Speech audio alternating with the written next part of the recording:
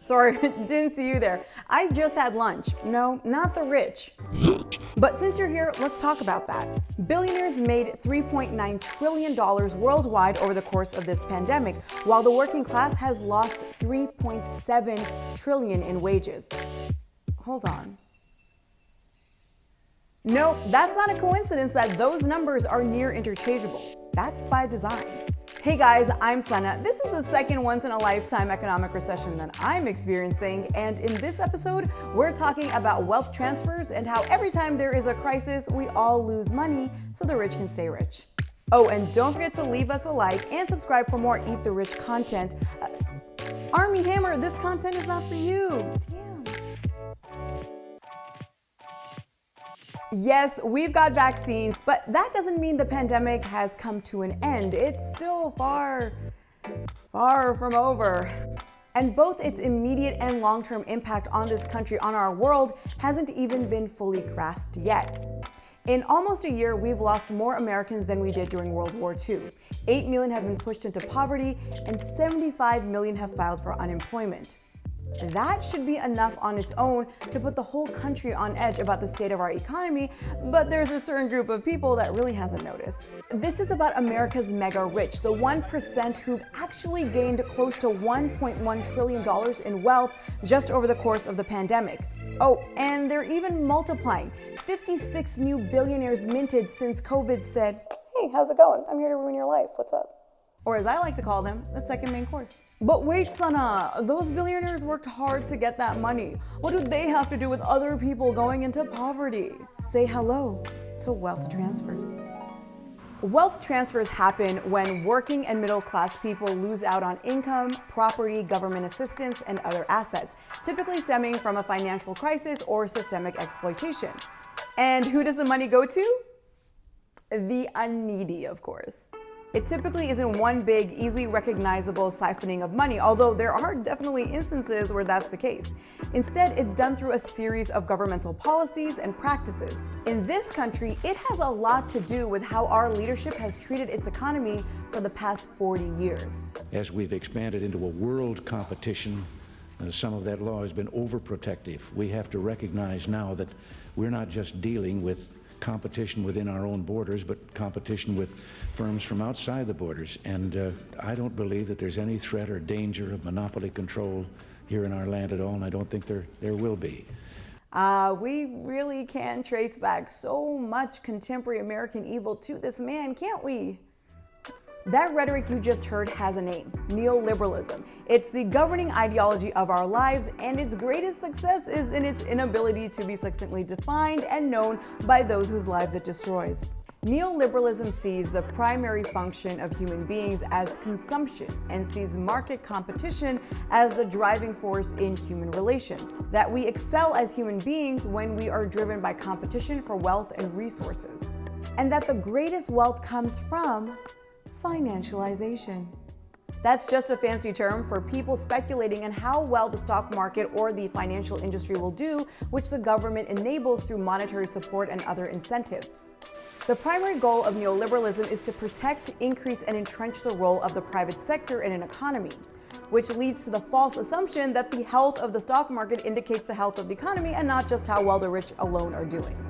And the two greatest icons of neoliberalism who showed us how this was done best were Ronald Reagan and Margaret Thatcher, girl boss. So what do neoliberal policies and practices look like?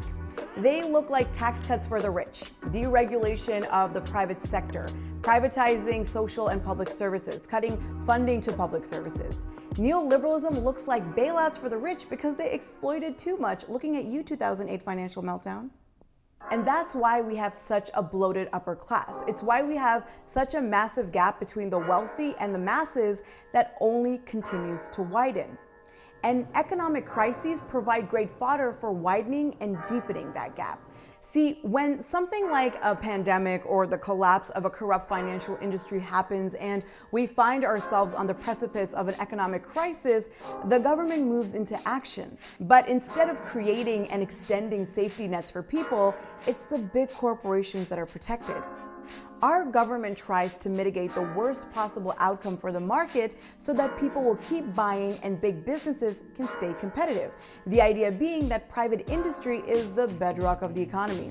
And this is done through direct bailouts to businesses that rely on selling goods and services and stimulus programs which pump money into impacted markets. But because of how our system is set up, these programs are easily exploited by big companies in these industries, leaving little to nothing left for small businesses that then usually succumb to the crisis.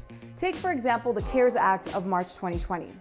We're so pleased today to be able to have passed on the floor practically unanimously this important bill, CARES, and we want to demonstrate that we do care for the American people in every way. If you own a small business, apply for the loan. If you pay your employees, if you pay your rent, and you pay your utilities, that is not a loan, that is a grant. The CARES Act was supposed to help small businesses, healthcare providers, and schools impacted by the pandemic. It was heralded as, quote, egalitarian in its scope. It wasn't about big business, it was for the little guys. But egalitarian wealth distribution and America just don't go together. Sorry.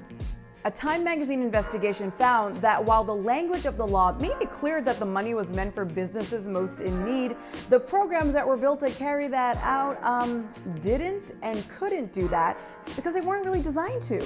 Only 5% of small businesses ended up getting relief from the act, whereas more than $243 million was snapped up by big businesses. And banks processing the loans made $10 billion in fees. Please await my Twitter thread rant on bank fees. It's gone too far. These types of financial decisions are delegated to banks because they support that neoliberal ideology. Finance is more important than manufacturing, and giving them our taxpayer dollars to do whatever they want is fine because what's good for the banks is good for everyone, right?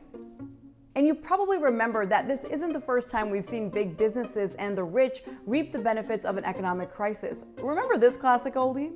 We are in the most serious financial crisis in generations. In 2007, the world was hit with a financial crisis following the bursting of the American housing bubble. That was caused by predatory loan practices in a financial industry that had veered away from its simple outset goal, buying and selling houses, to doing whatever it could to make a profit. The stock market bounced back within a year thanks to government intervention, while the depreciation of housing and property values caused a major recession for the rest of the country. Part of the reason why this was such a shock to the system was because for a long time, the shift in wealth was concealed by the competing housing and stock markets. I know that sounds boring, but it matters. Just wait. According to a Harvard Business Review report, between 1971 and 2007, income growth for the bottom 50% of earning households had stagnated while wealth from the housing market doubled. And that wealth stagnated thanks in part to anti-unionization efforts.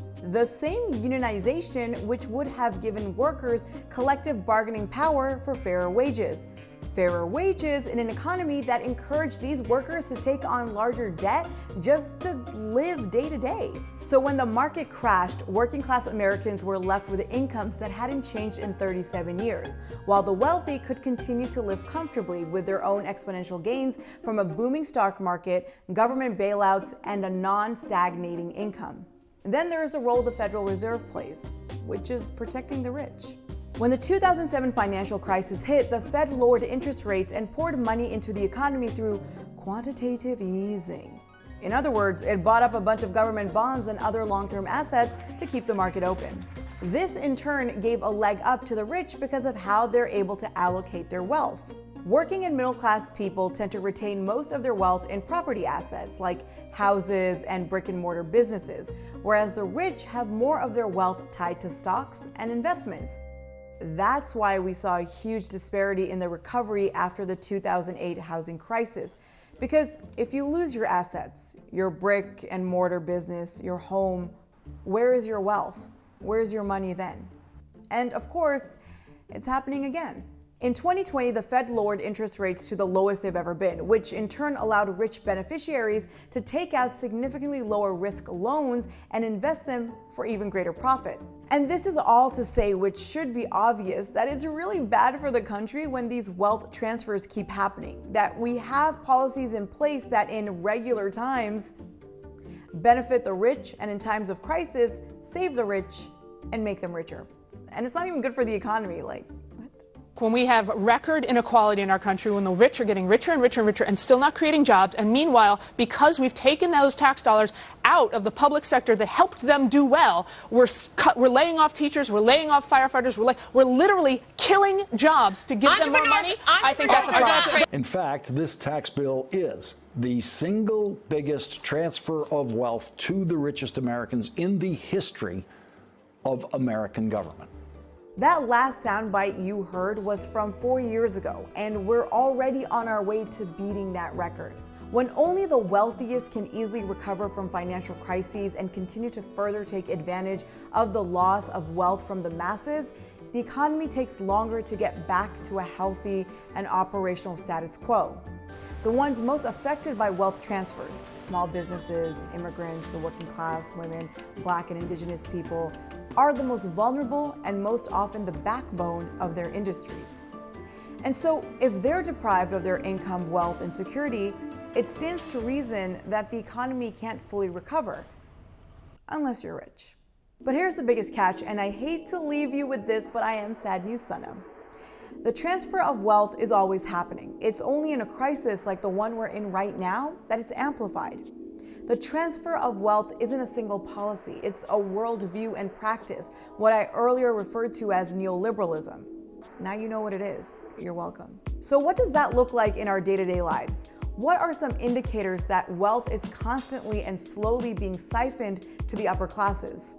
Look out for a booming stock market and falling interest rates. Look out for foreclosures, evictions, small businesses closing, and gentrification in your local neighborhood. And before the Liberty Bros start, these things aren't just the way things are, Sana, or just par for the course for a market, like this is somehow just naturally occurring. No. All of this is by design, and it's for and by the richest in this world. Anyway, that made me hungry all over again. And I hope you're hungry this time too, because this meal is only getting bigger. You know, we're all about eating the rich, but I gotta tell you, the indigestion and heartburn you get. Thanks so much for watching, everyone. Don't forget to like, share, and subscribe, and let us know in the comments what your preferred condiment is. Mine, sriracha and tears.